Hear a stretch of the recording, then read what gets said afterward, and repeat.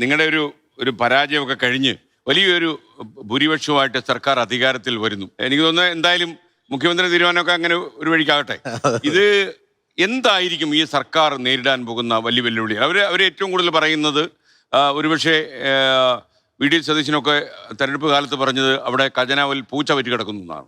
അപ്പോൾ ആ പൂച്ച എഴുന്നേൽപ്പിച്ച് വിടണം ആദ്യം. അതാണ് ഏറ്റവും പ്രധാന പ്രശ്നം. എന്താന്ന് നിങ്ങൾ തന്നെ പറഞ്ഞു. അതായത് സതീശൻ പറഞ്ഞ നുണകളാണ്. അത് പലരും വിശ്വസിച്ചു എന്നുള്ളതാ. യഥാർത്ഥത്തിൽ കേരളത്തിലെ ഖജനാവ് അങ്ങനെയാണോ? അല്ല. ആന്റണിയൊക്കെ മുഖ്യമന്ത്രി ആയിരുന്ന സമയത്ത് നമുക്കറിയാം 5 നയാ പൈസ ഇല്ല എന്ന് പറഞ്ഞാൽ തുടങ്ങാം. എപ്പോഴും ഇല്ല, അവസാനം ഒന്നുമില്ല. ട്രഷറി ബാൻ ആയിരുന്നു. എന്നാൽ ഇടതുപക്ഷം ഭരിക്കുന്ന സമയത്ത് എവിടെയാ ട്രഷറി ബാൻ ഉണ്ടായത്? എവിടെയാ ശമ്പളം മുടങ്ങിയത്? എവിടെയാ ജീവനക്കാരോട് നിങ്ങൾ മുണ്ട് മുറുക്കി ഉടുക്കണം എന്ന് പറഞ്ഞത്? ഒന്നും ഇല്ല. അങ്ങനെ ഒരു സംഭവം ഇല്ല.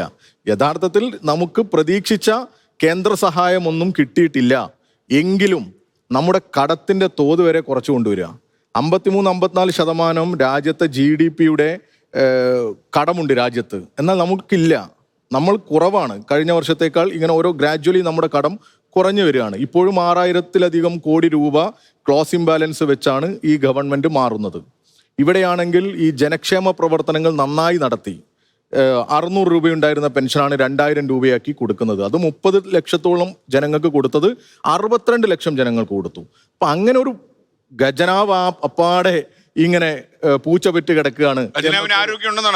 ഖജനാവിനൊക്കെ ആരോഗ്യമുണ്ട്. അത് ഇനി ഒരു പ്രശ്നമേ ഉള്ളൂ. ഇപ്പൊ ഈ മുഖ്യമന്ത്രിക്ക് അടി കൂടിയതുപോലെ ഇവരുടെ ഇനിയുള്ള അടിയും ഈ കെടുകാര്യസ്ഥതയും ഒക്കെ കൊണ്ട് ഇവര് ചിലപ്പോൾ കുളമാക്കാനാണ് സാധ്യത.